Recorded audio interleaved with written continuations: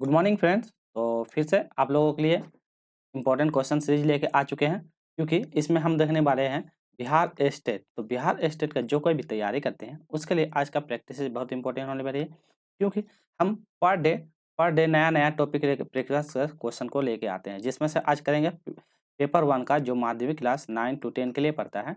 उसके लिए सामाजिक विज्ञान, जो सामाजिक विज्ञान सोशल साइंस रखे हैं, उससे 100 अंकों का जो आपका एग्जाम में आती है। तो प्रीवियस क्वेश्चन करेंगे जो आपका 2024 में आया हुआ। तो ये देख लीजिए 20 में 2024 का फर्स्ट शिफ्ट का पार्ट 2 करेंगे। तो ये इससे पहले जो था 20 में का, ठीक है, ये ध्यान रखें 20 में 2024 का फर्स्ट शिफ्ट का था, ठीक है। तो फर्स्ट शिफ्ट का पार्ट 1 था, तो वो पार्ट 1 में जिसमें 1 से लेकर हम 50 क्वेश्चन को डिस्कस करते थे। तो पार्ट 1 में 1 से 50 क्वेश्चन के आज का वीडियो होगा वही 20 में का ही फर्स्ट शिफ्ट कराएगा, जिसमें से आज हम पार्ट 2 करेंगे। तो पार्ट 2 में हम लोग करेंगे 51 से लेकर 100 क्वेश्चन। तो ये आपको ध्यान देना।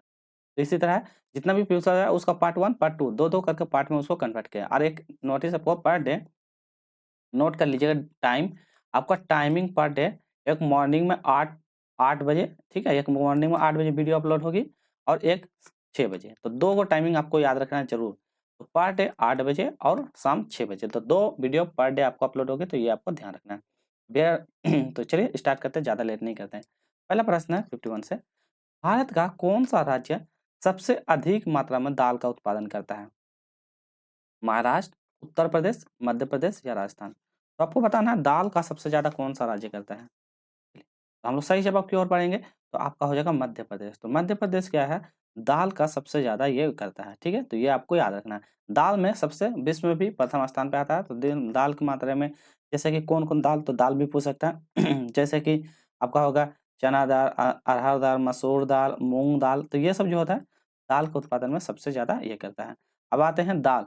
दाल जो है आपका कौन-सा? खरीफ फसल प्लस रबी फसल। तो खरीफ और रबी फसल दोनों हो सकता है। खरीफ फसल किसको बोलते हैं? जो गर्मी के समय में उगाया जाता है, ठीक है? रबी फसल किसको बोला जाता है? ठंडा के समय में उगाए जाने वाला फसल। दोनों क्या है? क्योंकि देखिए दाल जो है आपको गर्मी में भी और ठंडी दोनों के समय ये उगाया जाता है, तो इसलिए इसको ये कहते हैं। चलिए नेक्स्ट क्वेश्चन की ओर बढ़ेंगे हम लोग। क्वेश्चन नंबर 52, निम्नलिखित में से कौन-सा कथन सही नहीं है? तो आपको बताना है कौन-सा कथन सही नहीं है, उसको बताना है। पहला है भारत में विश्व में फल का दूसरा स्थान पे, ध्यान से क्वेश्चन को पढ़िएगा। भारत विश्व में सब्जी का दूसरा सबसे बड़ा उत्पादन है। फल, सब्जी और मसाला के उत्पादन में बागवानी कहते हैं।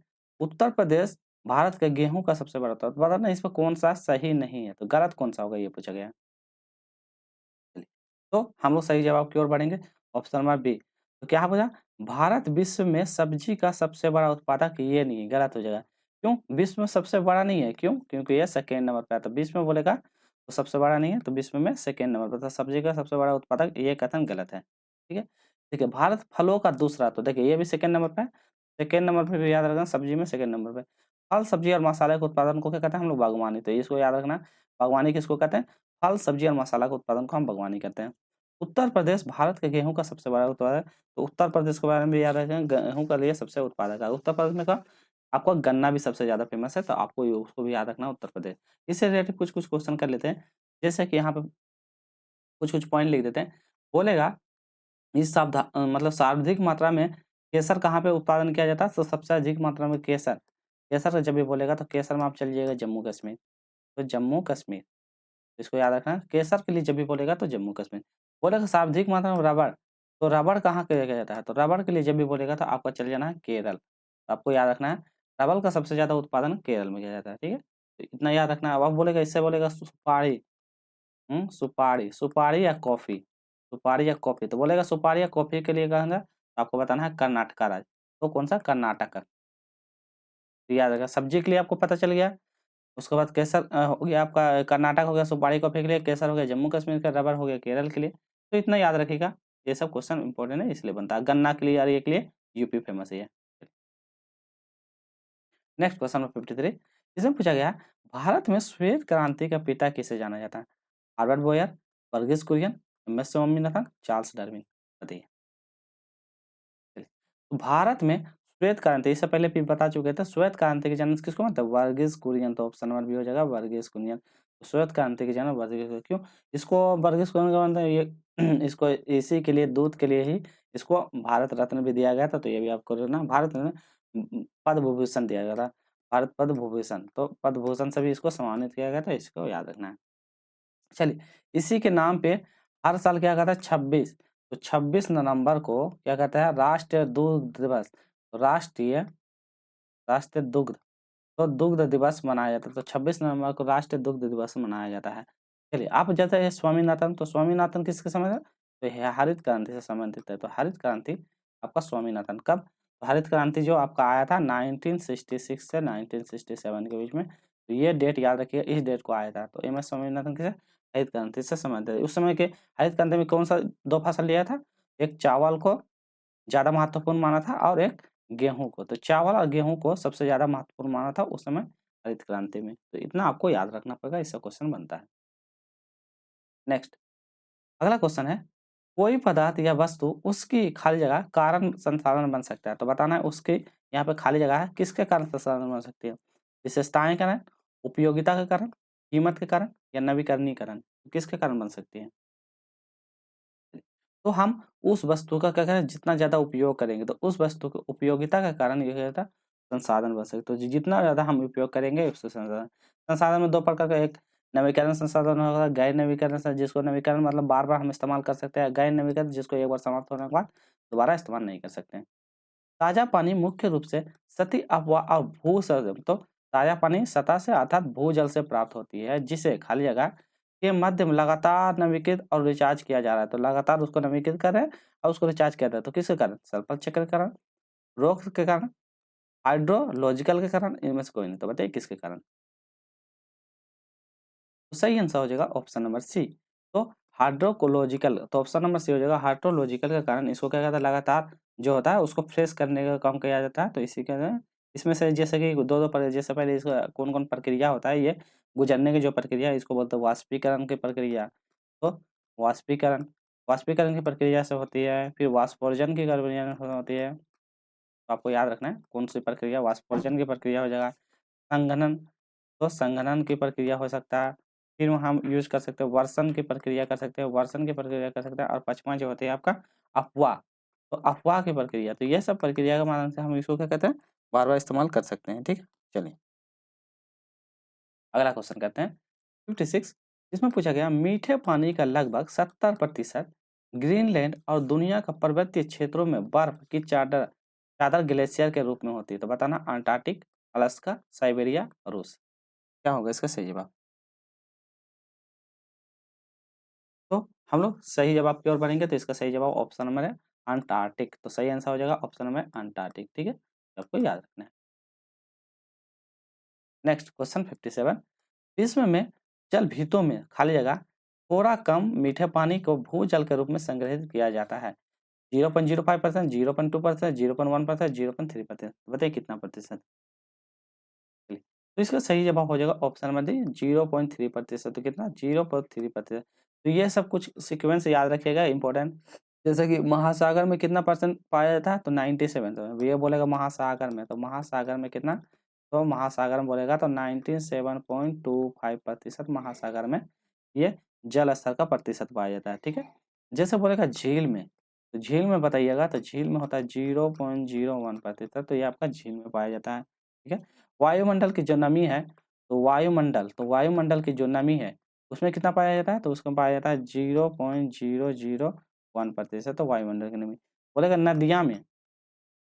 नदियों में कितना पाया जाता है, कितना परसेंट पाया जाता है?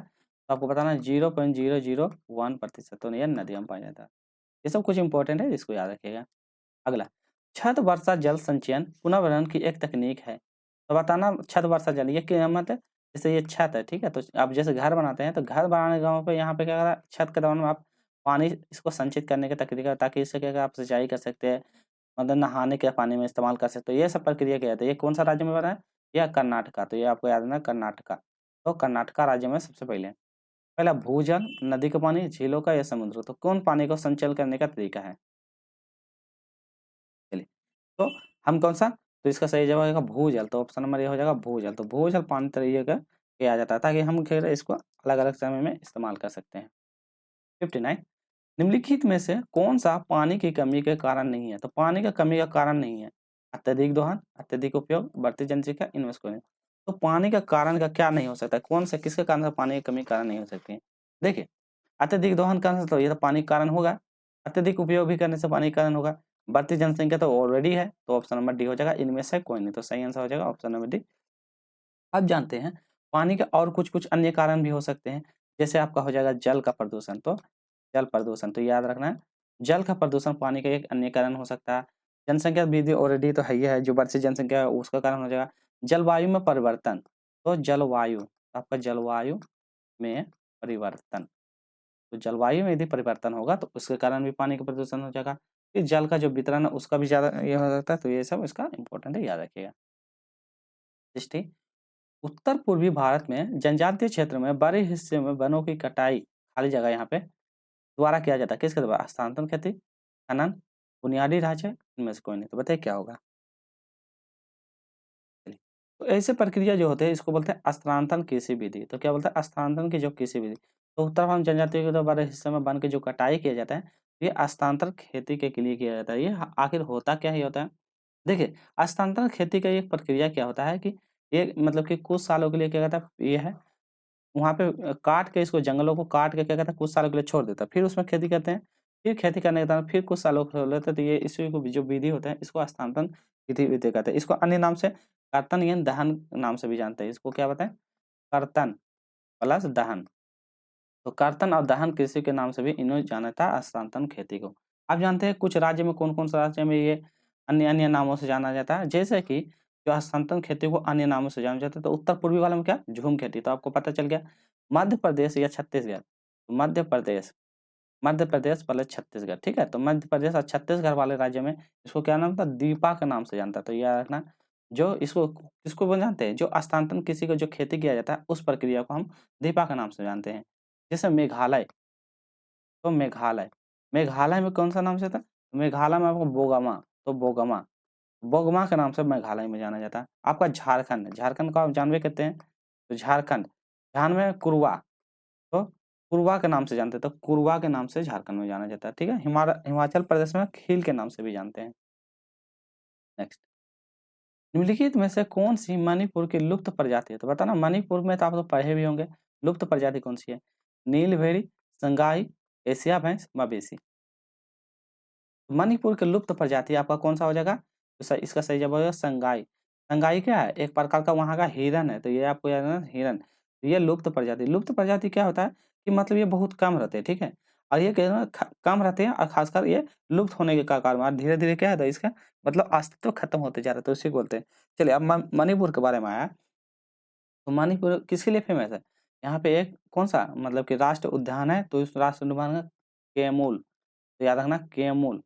केमुन नामजाओ, तो नामजाओ, तो केमुन नामजाओ राष्ट्रीय उद्यान है, बहुत फेमस है, बहुत इंपॉर्टेंट, कितना बार एग्जाम में ये पूछा गया था। केमुन नामजाओ राष्ट्रीय उद्यान कहाँ पे? ये मणिपुर में है। इसको जो सेंगाई है, इस हिरन को हम अलग नाम से डांसिंग डांसिंग डियर के भी नाम से जानते हैं। डियर मतलब क्या था? हिरन। तो डांसिंग नृत्य करते हुए थे।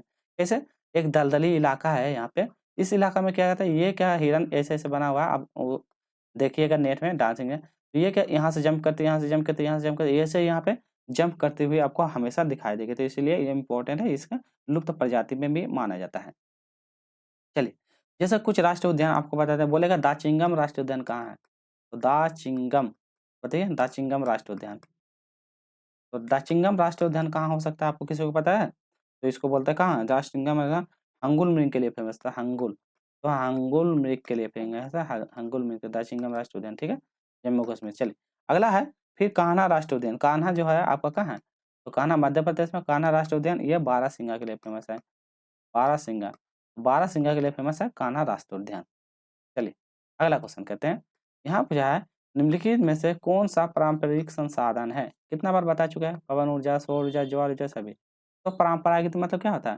जिसको बार-बार उसको इस्तेमाल कर सकते हैं। तो क्या हो जाएगा? ये सारा का सारा है। पवन ऊर्जा, सौर ऊर्जा, ज्वार ऊर्जा, इसको हम बार-बार इस्तेमाल करते हैं। नवीकृत संसाधन क्यों? इसको बार-बार हम इसको पुनः उपयोग करके फिर इसको उपयोग कर सकते थे, यही बताएँ। एक होता है अनवीकृत संसाधन, जो खत्म हो जाने के बाद इस्तेमाल नहीं करते। अनवीकरण बोलेगा, अनवीकरण, तो याद रखिए नवीकरण। जैसे कौन-कौन आ जाएगा? जैसे आपका कोयला, पेट्रोल, डीज़ल, तो ये सब जो है एक बार समाप्त होने के बाद इस्तेमाल नहीं कर सकते हम। नेक्स्ट, आगे उसी के बारे में जीवाश्म के बारे में। घरेलू प्रयोजन के उपयोग के लिए किया जाने वाला ईंधन है, उच्च क्षेत्र में पाया जाने वाला ईंधन है, दबे हुए जीव से निर्मित है, क्या इनमें से? तो बताओ जीवाश्म ईंधन होता क्या है? चलिए आप लोग बताइए। तो जीवाश्म ईंधन क्या होता है? जीवाश्म ईंधन होता है जो दबे हुए क्षेत्र से नहीं बदल, मतलब जीवाश्म ईंधन क्या लाखों लाखों वर्ष लगता है, तो लाखों सालों के बाद दबे रहने के दौरान क्या होता है, इसका निर्माण होता है। लाखों सालों तक वहाँ जम के रह जाता है, दब के रह जाता है, तब जाके इसका निर्माण होता है। तो यह है।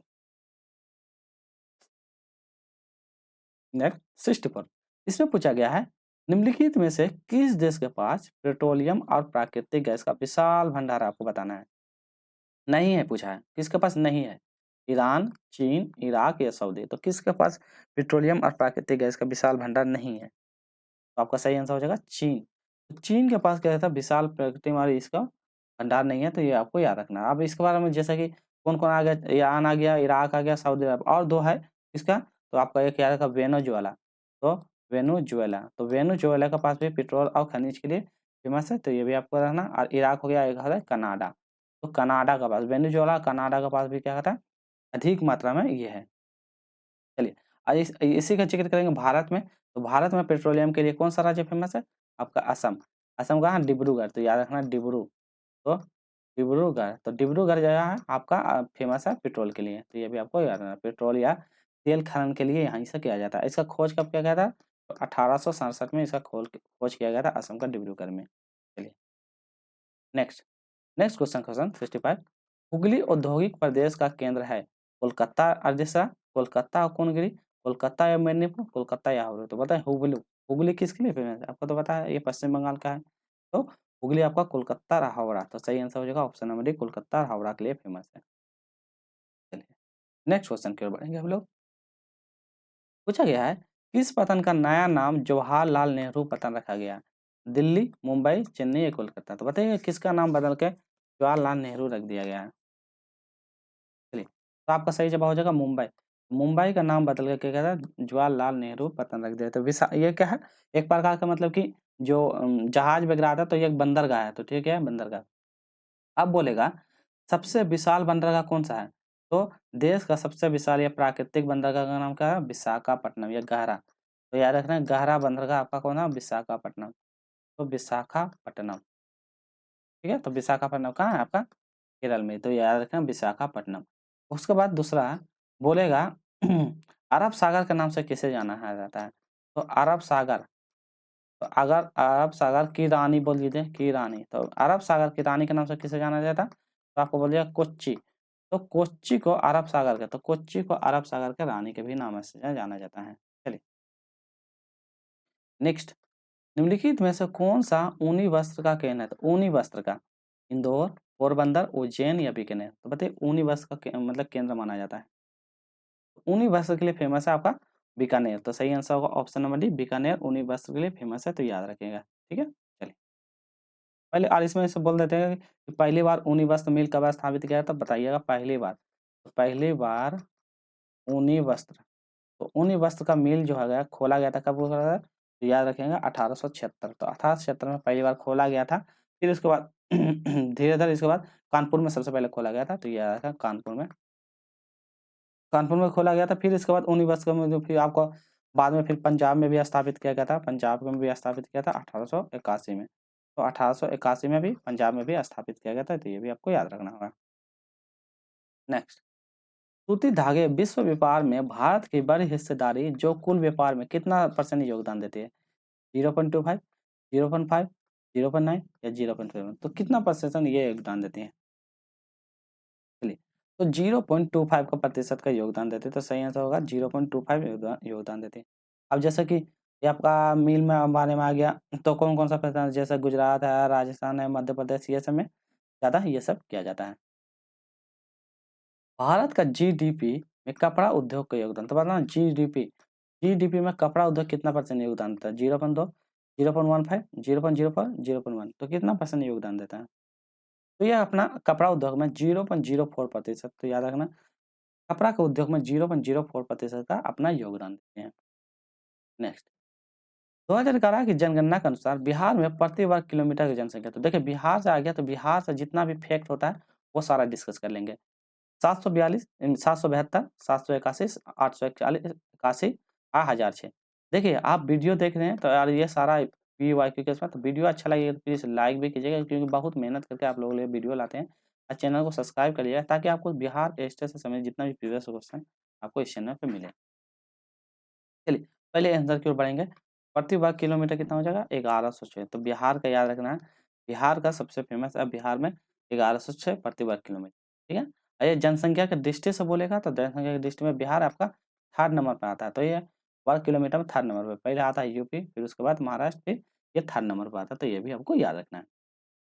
चलिए, अब बोलेगा 2011 की जनगणना के अनुसार, बताइएगा 2011 की जनगणना के अनुसार बिहार की जनसंख्या कितनी है? तो बिहार की जनसंख्या कितनी है? जनसंख्या इसका कितना है? लिख देते हैं, आपको याद रखना है। कितना है? 10, हम लिख देते हैं 10, उसके बाद काउंट करके बताएँगे 40, बाद 99452। तो कितना होगा? इकाई, डाई, सैकड़ा, हज़ार, 10,000, लाख, 10 लाख, करोड़, 10 करोड़। तो 10 करोड़ 40,99,452। तो इतनी जनसंख्या है बिहार की। चलिए, इतना याद हो गया? चलिए, अब आते हैं 2011 की जनगणना के अनुसार सर्वाधिक जनसंख्या वाला जिला कौन-सा है? तो सबसे अधिक जनसंख्या, तो सर्वाधिक जनसंख्या वाला जिला बताइए? आपका कौन रहा? पटना। तो सबसे अधिक बोलेगा तब, ठीक है? सर्वाधिक जनसंख्या वाला पटना। अब बोलेगा सबसे कम, तो सबसे कम वाला जनसंख्या वाला जिला कौन-सा हो जाएगा? तो आपका शेखपुर। तो याद रखना, शेखपुरा। तो शेखपुरा सबसे कम जनसंख्या वाला। चलिए, इतना हो गया। अब फिर हम इससे क्वेश्चन करते हैं कि 2011 की जनगणना के अनुसार बिहार का लिंग अनुपात, ठीक है? लिंग अनुपात कितना है? बताइए। लिंग अनुपात कितना है? तो वहाँ का बिहार का लिंग अनुपात 918। याद रखना, 918 लिंग अनुपात है, तो ये याद रखना है।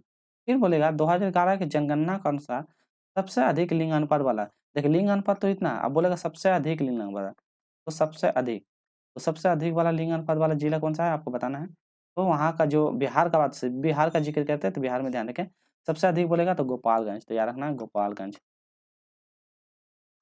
तो गोपालगंज बोलेगा, गोपालगंज में कितना है? तो 1021, तो गोपालगंज का 1001। अब बोलेगा सबसे कम वाला कौन हो जाएगा? आपका मुंगेर, ठीक है? मुंगेर कितना? 876, तो याद रखना मुंगेर सब 876। चलिए, इतना हो गया। अब फिर बिहार से आते हैं, फिर आते हैं कि 2011 के जनगणना के अनुसार ही बताना है कि सबसे अधिक साक्षरता दर, सबसे अधिक, तो सबसे अधिक साक्षरता इम्पोर्टेंट है, याद रखिए क्योंकि यहाँ पे पूछता है। सबसे अधिक है तो रोहतासगढ़ कितना पर है? 76%, मान के चलिए 76%, ठीक है? अब बोलेगा सबसे कम वाला कहाँ है? आपका पूर्णिया। तो ये आपका है ना पूर्णिया, कितना हो जाएगा? तो 51%, तो 51%, 51.8% होता है, ठीक है? ये आ जाएगा। तो टोटल हम बता दिए, जनसंख्या में सबसे अधिक बोलेगा पटना, ये लिंग अनुपात में बोलेगा सबसे अधिक गोपालगंज, कम बोलेगा तो मुंगेर, रोहतासगढ़ सबसे अधिक होता है, और ये तो साक्षरता में है, तो सारा याद रखिएगा।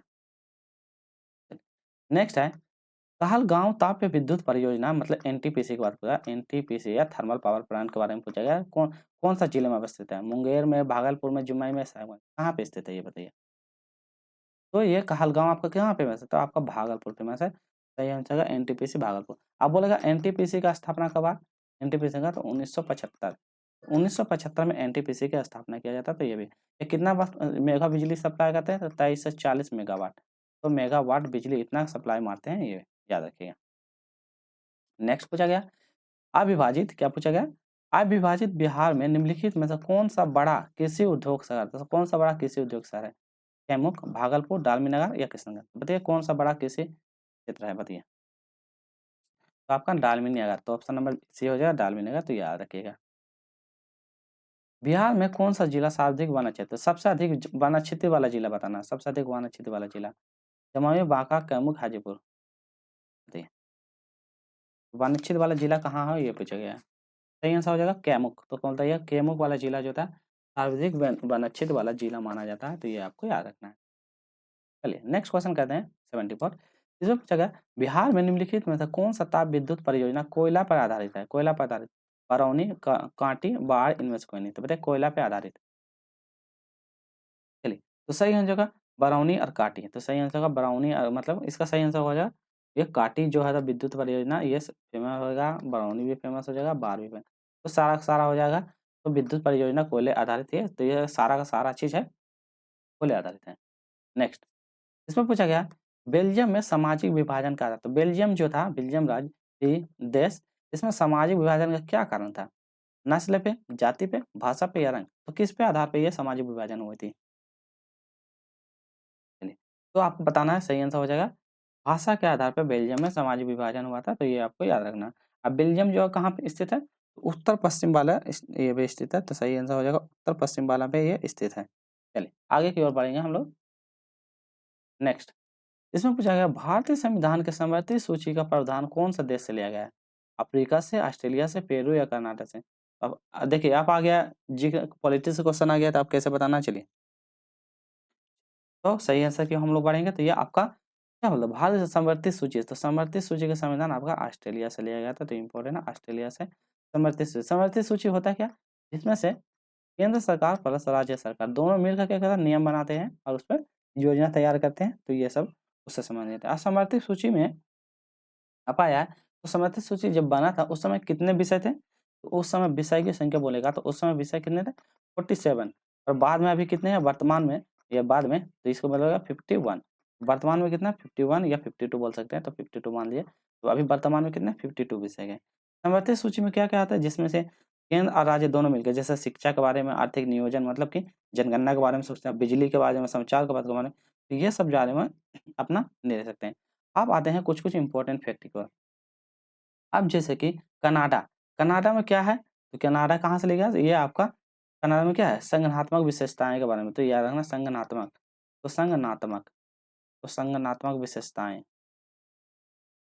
तो संगठनात्मक विशेषताएँ का ज़िक्र यहाँ पे कनाडा में किया गया है, ठीक है? चलिए हम इसको कलर का चेंज करते हैं, दिख रहा होगा? हाँ, चलिए अब जैसे अफ्रीका, तो अफ्रीका के बारे में ज़िक्र, अफ्रीका छोड़िए, अफ्रीका तो इम्पोर्टेंट नहीं है, आप जैसा कुछ-कुछ बता देते हैं यहाँ पे, जैसे कि अमेरिका, अमेरिका बोलेगा तो अमेरिका से क्या लिया गया था? तो संयुक्त राज्य अमेरिका, इसे बोलते हैं संयुक्त राज्य अमेरिका, तो इससे प्रस्तावना, प्रस्तावना का ज़िक्र किया गया अमेरिका में। यहाँ से उसके बाद मौलिक अधिकार, तो मौलिक अधिकार, तो ये सब याद रखना है। प्रस्तावना, मौलिक अधिकार, न्यायपालिका जो भी है, तो ये सब लिया गया था। भाग कितना? भाग ये बोलेगा तो 3, तो बताना है भाग कितना 3 और कितना से कितना 12 से लेके आपका 35 तक, तो 12 से 35 आर्टिकल का ज़िक्र किया गया है, ठीक है? अब जैसे आते हैं ब्रिटेन, तो ब्रिटेन, ब्रिटेन में क्या लिया गया? तो ब्रिटेन में आपका संदनात्मक, तो संदनात्मक, संदनात्मक शासन प्रणाली के बारे में, ठीक है? तो शासन, शासन प्रणाली, संदनात्मक शासन प्रणाली के बारे में ज़िक्र किया गया था, तो ये भी आपको याद रखना है। चलिए आते हैं आयरलैंड, तो आते हैं आयरलैंड, तो आयरलैंड से क्या गया? तो आयरलैंड पे जब भी बोलिएगा तो नीति निर्देशक, तो नीति निर्देशक सिद्धांत, ठीक है? तो याद रखिएगा सारा निर्देशक सिद्धांत। आयरलैंड से नीति निर्देशक सिद्धांत का भी ज़िक्र किया, तो ये भाग 4 में है, ये भी आपको याद रखना है। भाग 4 में नीति निर्देशक सिद्धांत के बारे में किया गया है। अब ऑस्ट्रेलिया के तो बारे में तो हो गया, कनाडा के बारे में हो, ब्रिटेन के बारे में, जापान के बारे में हो गया, ठीक है? तो ये इतना सारा आपको याद रखना है, इंपॉर्टेंट है, ध्यान रखिएगा। अगला, रंग भेद की नीति किस देश में कायम थी? रंग भेद, दक्षिण अफ्रीका, उत्तर अमेरिका, पेरू या वेनेजुएला, बताइए। रंग भेद के बारे में तो आप लोग पढ़ेंगे, आपका दक्षिण अफ्रीका, तो कौन कौन क्या था? नेल्सन मंडेला, तो याद रखना नेल्सन मंडेला, तो इनको लिए क्या था 25 साल के लिए जेल भी जाना पड़ा था नेल्सन मंडेला को, विरोध में क्या करा उनको जेल भी जाना पड़ा, फिर उसके बाद में फिर वहाँ का राष्ट्रपति बनता है। तो ये गोरे और काले के बीच में भेद के लेके ये किया था। स्वतंत्र एवं निष्पक्ष चुनाव की जिम्मेवारी किसकी होती है? राज्य चुनाव के चुनाव आयोग के, कलेक्टर के, प्रखंड अधिकारी के। बताइए स्वतंत्र और निष्पक्ष चुनाव की जिम्मेवारी किसके पास होती है? तो स्वतंत्र और निष्पक्ष चुनाव की जिम्मेवारी आपका चुनाव आयोग, तो सही हो जाएगा ऑप्शन नंबर बी, चुनाव आयोग की जिम्मेवारी होती है, ताकि वो चुनाव कैसे कर पाना चाहिए क्या। ये कौन सा संविधान की कौन सा भाग 15, भाग 15 में जिक्र किया गया है चुनाव आयोग का। कितना सा आर्टिकल? तो आर्टिकल बोलेगा तो आर्टिकल 324 से लेकर 300 कितना 329, 324 से लेकर 329 के बीच में इसका जिक्र किया है कि आपको चुनाव कैसे करवाना है, चुनाव में कौन कौन नियमों को पालन करना है, ये सब। अब लेकिन भारत में चुनाव आयोग की स्थापना कब किया था? तो इसकी स्थापना, चुनाव आयोग की स्थापना क्या कहता है? तो ये 2-3 बार हम बता चुके हैं, 25 जनवरी। 25 जनवरी कब? 1950। तो 25 जनवरी 1950 को चुनाव आयोग की स्थापना किया गया था। चलिए नेक्स्ट, यूनिवर्स एडल्ट फ्रेंचाइज़िस से तात्पर्य, तो यूनिवर्स एडल्ट फ्रेंचाइज़िस से क्या तात्पर्य है? संपत्ति मालिक वोट देने का अधिकार है, महिलाओं को वोट देने का अधिकार, सभी वयस्कों को वोट देने का अधिकार या असहाय को वोट देने का अधिकार। तो क्या होगा इसका सही जवाब? तो क्या होगा? सभी वयस्क, जितने भी वयस्क महिलाएँ या पुरुष हैं, सभी को क्या करना? वोट देने का अधिकार। तो कितना 18 प्लस, तो 18 से जिसका भी उम्र हो गया, सभी को क्या करना? वोट डालने का अधिकार। क्यों? क्योंकि ये इसमें अपना प्रत्यक्ष चुनाव अपने अनुसार क्या कहता है? वोट डालते हैं और अपने क्या कहते हैं? उम्मीदवार को खड़ा करते हैं, ताकि उसके कल्याण के लिए काम कर सकते हैं, जिसमें से क्या कहता है, आप किसी के साथ भेदभाव नहीं कर सकते हैं, अपना चुनाव अपना अधिकार, तो इसलिए बोला जाता है एक चुनाव एक अधिकार, अपना मतदान के लिए दिया जाता है। भारतीय संविधान का मौलिक कर्तव्य देखिए, अभी जस्ट बता दिए ना मौलिक कर्तव्य, तो क्या बोलता है फंडामेंटल ड्यूटीज, तो फंडामेंटल ड्यूटीज, अभी ध्यान से जो पढ़े होंगे तो बताइएगा, 4 ऑप्शन दिया उसमें से एक ऑप्शन कट जाएगा, एक बचेगा, ऑस्ट्रेलिया, रूस, अमेरिका, ब्रिटेन, तो बताइए कहाँ से लिया गया था, तो फंडामेंटल ड्यूटीज के बारे में पूछा गया। तो कहाँ से लेगा आपका रूस या रसिया, तो फंडामेंटल ड्यूटीज के बारे में रसिया, ऑस्ट्रेलिया के बारे में अभी जस्ट बता दिया था, अमेरिका के बारे में बता दिया, ब्रिटेन के बारे में सारा बता दिए। यदि नहीं समझ में आया तो फिर से एक बार पीछे जाइए, वीडियो को अच्छे से देखिए, क्योंकि एग्जाम में पूछा जाए, देखिए किसी क्वेश्चन अभी पूछ दिया तो फंडामेंटल ड्यूटीज के बारे में, अब किसके से बारे में, तो ये जो आप फंडामेंटल दिया है इसके सरदार स्वर्ण सिंह से, तो सरदार सरदार स्वर्ण सिंह समिति, तो सरदार स्वर्ण सिंह समिति के द्वारा कौन सा संविधान संशोधन, तो बोलेगा 42वां, तो 42वां संविधान संशोधन कब आया था, 1976, तो यह बताना 42वां संविधान संशोधन 1976, मौलिक कर्तव्य का 10 मौलिक कर्तव्य, तो 10 मौलिक कर्तव्य को जोड़ा गया था, 10 मौलिक कर्तव्य को इसमें जोड़ा गया था, ठीक है। और 86वां संविधान संशोधन 2011 में फिर 11वां मौलिक संशोधन, बोलेगा 86वां संविधान संशोधन किससे, तो इसमें 11वां मौलिक कर्तव्य को जोड़ा गया था, तो ये भी आपको याद रखना है। चलिए, ये सब हो गया। मतदाता पहचान पत्र के अलावा कितने प्रमाण पत्र वैध होते हैं, तो जैसे प्रमाण पत्र वैध होते हैं तो ये कौन-कौन से हैं? जैसे कि 12, 14, 16, 18, तो आप बताएँगे कौन-कौन सा प्रमाण पत्र होता है उसके बारे में बताएँगे। पहले बताइए कितना? ठीक। तो 14 मतलब कि मतदान के साथ-साथ आप वोट देने के साथ-साथ यदि और कुछ-कुछ रहेगा आपके पास तो उसके अनुसार भी आपको वोट मिल जाएगा। तो कौन-कौन सा? जैसे आपके पास मेन क्या है? आधार कार्ड, ठीक है? और क्या हो सकता है? डीसी मतलब ड्राइविंग लाइसेंस, तो डीएल मतलब ड्राइविंग लाइसेंस, ये होना ज़रूरी है। उसके बाद आपके पास क्या है? पैन कार्ड भी होना चाहिए, राशन कार्ड भी है उसके लिए भी हो सकते हैं। उसके बाद पासबुक यदि आपके पास है, पासबुक कार्ड पे उसके साथ और कुछ-कुछ अटैचमेंट करना पड़ता है, वो भी होना चाहिए। या सैनिक है तो उसको भूतपूर्व जो पेंशन है उसको कर सकते हैं। वृद्धा पेंशन है उसके लिए, स्वतंत्र संग्राम के हैं तो उसके लिए लाइसेंस है, तो ये सब बहुत सारा होता है, तो ये सब आपको शो कर सकते हैं। संविधान के अनुच्छेद 78 किससे संबंधित है? पहला ऑप्शन है मंत्रिपरिषद द्वारा जारी किए जाने वाले राष्ट्रपति की शक्ति, सरकार के निर्णय और नीति के बारे में राष्ट्रपति को सूचना रखने का संबंध, राष्ट्रपति की आपातकालीन शक्ति या संसद को सलाहकार या संदेश भेजने की राष्ट्रपति की शक्ति, बताइए किससे संबंधित है 78? चलिए, तो सही आंसर हो जाएगा सरकार के निर्णय और नीति के बारे में राष्ट्रपति को सूचना रखने या प्रधानमंत्री के कर्तव्य के बारे में आपको इससे सारे, ठीक है। तो प्रधानमंत्री के क्या क्या कर्तव्य, उनकी जिम्मेवारियां हैं, तो वो सब के बारे में ये जिक्र करते हैं, ठीक है, तो याद रखिएगा। बोलेगा 74, आर्टिकल 74 क्या होता है, तो 74 जो होता है राष्ट्रपति के द्वारा जो उनके कार्य है उनके द्वारा मंत्रिपरिषद, तो राष्ट्रपति के कार्यों, तो राष्ट्रपति के कार्यों के जो भी है तो उनके बारे में ये काम करता है, ठीक। आर्टिकल 75 क्या है, तो आर्टिकल 75 यदि बोल रहे हैं तो ये क्या प्रधानमंत्री के नियुक्ति के बारे में, तो प्रधानमंत्री प्रधानमंत्री के नियुक्ति के बारे में बात किया जाता है, ठीक। तो नियुक्ति के बारे में, प्रधानमंत्री की नियुक्ति के बारे में किया जाता है, तो ये आपको याद रखना है। नेक्स्ट, निम्नलिखित में से कौन-सा लोकतांत्रिक चुनाव का सबसे महत्वपूर्ण विशेषता है? सार्वभौमिक मताधिकार, गुप्त मतदान, स्वतंत्र और निष्पक्ष या स्वतंत्र चुनाव? तो बताना कि लोकतांत्रिक चुनाव का सबसे महत्वपूर्ण विशेषता क्या हो सकती है? तो लोकतांत्रिक चुनाव का सबसे महत्वपूर्ण स्वतंत्र और निष्पक्ष चुनाव, तो स्वतंत्र के साथ-साथ आप निष्पक्ष रूप से चुनाव दे सकते हैं। मतलब कि आपको 18 प्लस है तो आप किसी के भी जाके अपना वोट देने का अधिकार है, इसमें आपको कोई भी दबाव नहीं है, किसी के भी आप वोट दे सकते हैं। तो स्वतंत्र है और निष्पक्ष रूप से आप चुनाव कर सकते हैं। ठीक है? नेक्स्ट, लोकतंत्र सभा के लिए निर्वाचित चुनाव आधारित, तो निर्वाचित क्षेत्र आधारित है। बताइए, आबादी, धर्म, व्यवसाय या जाति? बताइए क्या होगा? क्या होगा? वहाँ की आबादी, तो सही आंसर हो जाएगा आबादी। अब जैसे एक ट्रिक याद रखें, कितना बार बताए हैं, सरला से याद रखिएगा। 100 से क्या होता है? सांसद, तो याद रखें सांसद, सांसद कितना 71 आर्टिकल में जिक्र किया है। रो से होता है राज्यसभा, राज्यसभा कितना 80 में जिक्र किया है। लो से होता है लोकसभा, लोकसभा कितना चीज़ 81, तो 79, 80, 81 इतना में जिक्र किया गया। इसमें लोकसभा का कार्यकाल कितना होता है? 5 वर्ष होता है। लोकसभा का कार्यकाल 5 वर्ष, इसको छोटा सदन के नाम से भी जाना जाता है, छोटा सदन के भी नाम से जाना जाता है। राज्यसभा को बड़ा सदन के नाम से, ये 6 साल के लिए होता है, तो ये आपको याद रखना 6 साल के लिए। चलिए, भारत में आपातकालीन प्रथम शुरू हुआ था, आपातकाल कब लगा था? 1952, 1942, नहीं 1962, 1965, 1972। आपातकाल सबसे पहले भारत में आया था 1964 में। किसके-किसके जब युद्ध हुआ था? ये पाकिस्तान बोलते हैं, भारत प्लस चीन। तो भारत और चीन के साथ जो विश्व युद्ध हुआ था, उसके दौरान ये पहला लगा था। उस समय में क्या हो गया? भारत में पूरी तरह से सूखा, आपातकाल की स्थिति बढ़ गया था, जिसके कारण भुखमरी ये सब स्थिति फैल गया था। और उसके बाद बोलते हैं आपातकाल का ज़िक्र कितना-कितना, तो आर्टिकल याद करना, कौन-कौन आर्टिकल? तो आर्टिकल 352, तो 352 से लेके क्या हो जाएगा? 360, तो 352 से लेकर 360 के बीच में आपातकालीन का ज़िक्र किया गया था। इम्पोर्टेंट इससे क्वेश्चन बनता है, तो इसको ध्यान में रखें, ठीक है? चलिए, उसके बाद पहला तो ये फर्स्ट बार लगा था, दूसरा 3 बार टोटल लगा था, तो दूसरा कब लगा था?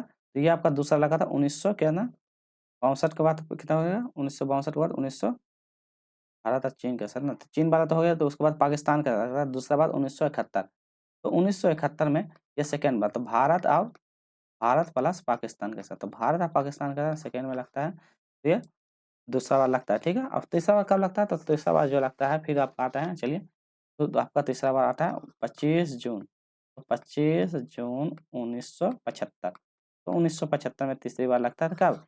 जब इंदिरा गांधी का कार्यकाल, इंदिरा गांधी की जो ये रहती है, तो उसके दौरान, तो इंदिरा गांधी का कार्यकाल में ये तीसरी बार होती है, ठीक है? चलिए, नेक्स्ट, लोकसभा में बहुमत दल का नेता कौन होता है? राष्ट्रपति, प्रधानमंत्री, लोकसभा अध्यक्ष, उपराष्ट्रपति। लोकसभा पूछा गया था, लोकसभा आपको पता ही है, कितना आर्टिकल?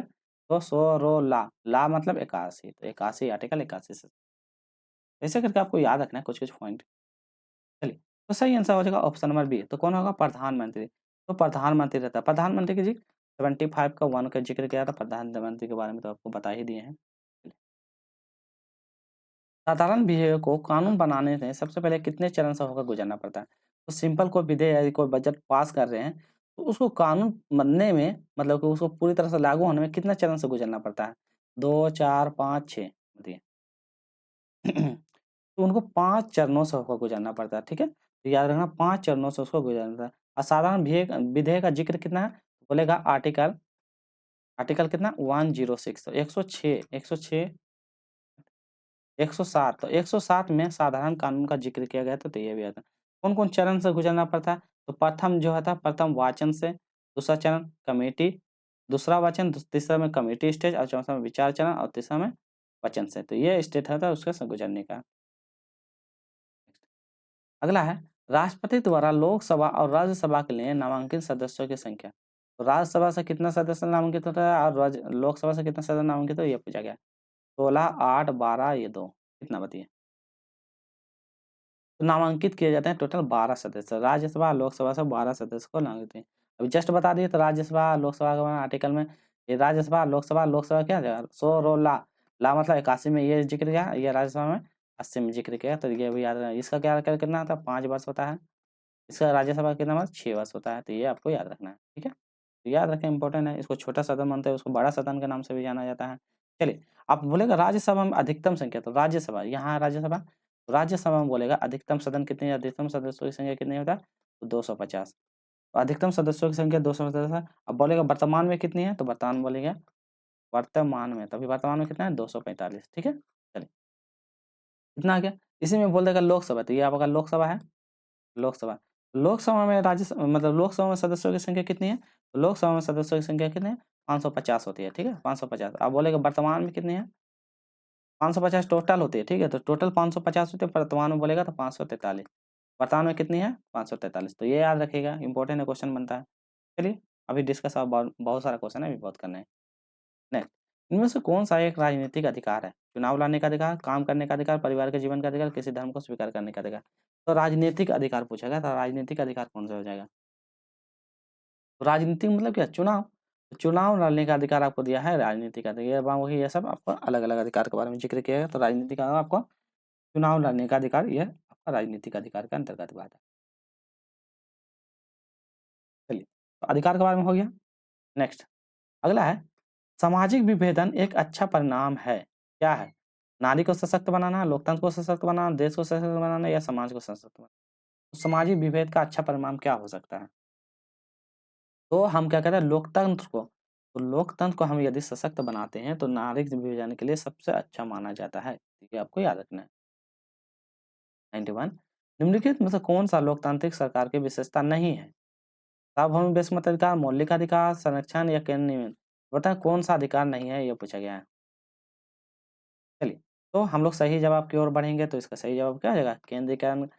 केंद्रीकृत निर्णय लेना, तो केंद्रीकृत निर्णय लेना ये अच्छा अधिकार नहीं माना जाता, बाकी सबका व्यस्क मताधिकार है, मौलिक अधिकार है, तो केंद्रीकृत निर्णय लेना ये नहीं हो। क्वेश्चन आसान है। आरटीसी कौन दाखिल करता है, तो आरटीसी राइट टू एजुकेशन, तो राइट टू एजुकेशन का अधिकार केवल भारतीय, केवल विदेशी, ये भी दोनों या कोई नहीं। राइट टू एजुकेशन मतलब सूचना पाने का अधिकार, तो सिर्फ जो यहाँ भारत के निवासी हैं वही कर सकते हैं आरटीआई फाइल पर, मतलब कि इसको जारी कर सकते हैं, ठीक है। इसका अधिकार किस नंबर में, तो 19 का 1 का ए में, तो 19 का 1 पर ए में जिक्र किया है कि आप कहीं भी क्या कर सकते हैं, आप मतलब कि इसके लिए चुनाव के लिए मतलब बैठक कर सकते हैं, सभा का अरेंज कर सकते हैं, बोलने का अधिकार है, बहुत सारा अधिकार इसमें जिक्र किया है, तो वो सब हम पहले बता चुके हैं, तो वो सब चुने। कहीं भी जमीन लेके आप कहीं भी रहने का आविष्कार दिया है, बहुत सारा दिया गया है। सत्ता साझेकरण के बारे में निम्नलिखित में कौन सा करण सत्य है? सत्ता सरकार के विभिन्न अंगों के बीच साझा करती है। सत्ता विभिन्न स्तरों की सरकार के बीच साझा किया जा सकता है। सत्ता के विभिन्न सामाजिक समूहों के बीच साझा किया जा सकता है। उपरोक्त में जी बताइए क्या होगा? तो यह तो आसान ही है। तो बारो सारा हो जाएगा इसका, ठीक है? इसमें कुछ नहीं। सत्ता में क्या आ सकता है? आपका सत्ता में कौन-कौन आ सकता है? तो ये बता देते हैं। एक विधायिका आता है, विधायकी आता है, एक कार्यपालिका आता है और एक क्या आता है? एक न्यायपालिका। आपको पता होगा विधायिका, कार्यपालिका, न्यायपालिका सारा चीज़ इसमें सत्ता के अंतर्गत में आता है। ये नीति का बनाने और शासन चलाने में काम करती है। नेक्स्ट खाली जगह यहाँ पे है, बेल्जियम के विभिन्न सामाजिक समूहों के बीच सत्ता की साझेदारी का एक अच्छा उदाहरण क्या हो सकता है? सामुदायिक सरकार, जिला का सरकार, केंद्र सरकार या राज्य? तो बेल्जियम के लिए कौन सा सामुदायिक सरकार के सत्ता के लिए सबसे अच्छा उदाहरण हो सकता है, आपको बताना है। तो क्या हो सकता है इसका सही जवाब? सामुदायिक रूप से सरकार होना चाहिए, तो सामुदायिक रूप से सरकार ये सबसे अच्छा सरकार माना जाता है, ठीक है? चलिए। राजनीतिक दल का उदय सीधे तौर पर यहाँ पे खाली है, उद्धव से जुड़े थे। सीधे तौर पे क्या? मौलिक लोकतंत्र, प्रत्यक्ष लोकतंत्र, प्रतिनिधि लोकतंत्र या संवैधानिक लोकतंत्र?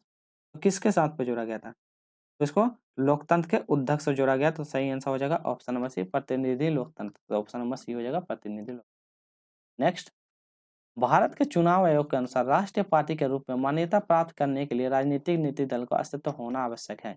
कम से कम 2 राज्य, कम से कम 3 राज्य, कम से कम 4 राज्य, कम से कम 5 राज्य। तो बताइए कितना राज्य का होना ज़रूरी है? तो सही जवाब कम से कम 4 राज्यों का होना ज़रूरी है, तो ऑप्शन नंबर सी हो जाएगा कम से कम 4 राज्यों का। अगला 97, लोकतंत्र की सफलता की एक आवश्यक शर्त क्या है? शिक्षा का अभाव, बेरोजगारी, लोकतंत्र में आस्था या मतदान का दुरुपयोग? तो क्या अभाव हो सकता है, ये पूछा गया। चलिए, तो सही आ जाएगा लोकतंत्र में आस्था। ये आवश्यक अर्थ होना चाहिए, लोकतंत्र में आपका आस्था होना चाहिए, क्योंकि लोकतंत्र सफलता के लिए क्या है? चुनाव आपका क्या होना? चुनाव आपका शांतिपूर्ण तरीका से है। चुनाव आपका शांतिपूर्ण तरीका से होना चाहिए, ठीक है? ये भी होना चाहिए, आपका स्वतंत्र रूप से होना चाहिए, स्वतंत्र रूप से होना, उसके बाद ना निष्पक्ष रूप से होना चाहिए, तो ये आपका निष्पक्ष रूप से होना चाहिए, तो ये आपका क्या है लोकतंत्र में आस्था ज़रूरी होता है, ठीक है?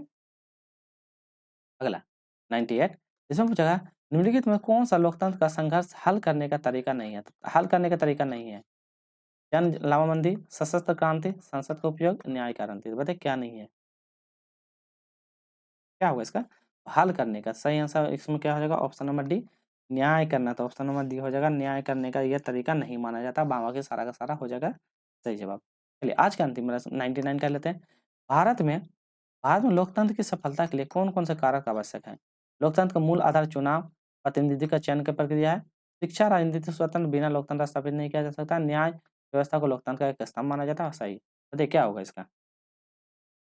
तो क्या होगा आपका सारा का सारा ये भी होगा, ये भी होगा, ये भी होगा, तो ऑप्शन नंबर डी हो जाएगा, इसका सारा का सारा सही जवाब हो जाएगा। चलिए, आज का अंतिम प्रश्न कर लेते हैं, 100 नंबर क्वेश्चन बोला जाता है। विस्तार की चुनौती के संदर्भ में निम्न में कौन-सा कथन विस्तार रूप से विचार सही है? स्थानीय सरकार को अधिक शक्ति सुनिश्चित करना चाहिए, एक समूह को कार्यात्मक बनाए स्थापित करना चाहिए, संघ की इकाइयों को संगठित विस्तार पर विस्तार करना चाहिए, महिलाओं को अल्पसंख्यक समूह से प्रवेश देना चाहिए। आपको बताना है यहाँ पे ऑप्शन दिया गया है, आप बताइए क्या होगा इसका सही जवाब। अच्छे से क्वेश्चन को पढ़िए ध्यान से। चलिए, तो हम लोग सही जवाब की ओर बढ़ेंगे, तो इसका सही जवाब होगा 1, 3 और 4। तो सही जवाब क्या हो जाएगा 1, 3 और 4। 1 में क्या है? स्थानीय सरकार की शक्ति को सुनिश्चित करना चाहिए। 3 में क्या है? संघ की इकाई के लिए संघर्ष सिद्धांत को विस्तार करना चाहिए और महिलाओं को अल्पसंख्यक समूह से प्रवेश समावेशन देना चाहिए। तो ये सब आता है क्यों? तो ये सब सारा इम्पोर्टेंट है, तो ये सारा इम्पोर्टेंट है, इसको याद रखना है। चलिए आज की वीडियो यहाँ रखेंगे। वीडियो को अच्छी लगे तो लाइक कीजिएगा, शेयर कीजिएगा। जो नहीं है चैनल को जरूर सब्सक्राइब कीजिएगा। यदि आप बिहार स्टेट का तैयारी करते हैं, पेपर 1 पेपर 2 दोनों का तैयारी करते हैं, तो सारा आपको यहाँ पे यूट्यूब चैनल मेरे बलराम क्रिएटिव क्लास में आपको सारा का सारा मिल जाएगा। इसके लिए आपको कहीं बाहर नहीं, यदि आप एग्जाम से पहले ये जितना भी हम PYQ क्वेश्चन आपको करवा देते हैं, यदि आप इसको करके जाते हैं और एग्जाम में अटेम्प्ट करते हैं, तो श्योर बताते हैं 120 प्लस आप स्कोर करके आइएगा। तो 120 प्लस स्कोर करके आइएगा, इतना हम दावा के साथ देते हैं। यदि आप हर क्वेश्चन को बारीकी से अच्छे से तरीके से पढ़ के जाइएगा, यही क्वेश्चन आपको आएगा, ठीक है। 24 का इसके बाद आपका 24 का जो सेकंड शिफ्ट का रहेगा, इसी का 20 मई का सेकंड शिफ्ट का पार्ट 1 और पार्ट 2, तो पार्ट 1 और पार्ट 2 में 2 पार्ट में करके इसको डिवाइड करके फिर से लाएंगे, उसको कंप्लीट कर देंगे। इसके बाद फिर 2023 में जो क्वेश्चन आएगा फिर उसको डिस्कस करेंगे। चलिए आप डेली आपको टाइमिंग याद रखिएगा। वीडियो अपलोड करने का टाइम आपका एक 6 बजे शाम में है, ठीक है, और एक सुबह 8 बजे। तो सुबह 8 बजे, तो एक सुबह 8 बजे और सुबह एक शाम 6 बजे, तो 2 टाइम में वीडियो अपलोड होगी। जरूर उसको ध्यान रखिएगा और टाइम पे आप लोग आ जाइएगा। तो आज के लिए इतना ही, फिर मिलेंगे नेक्स्ट वीडियो में। टेक केयर, जय हिंद, जय भारत।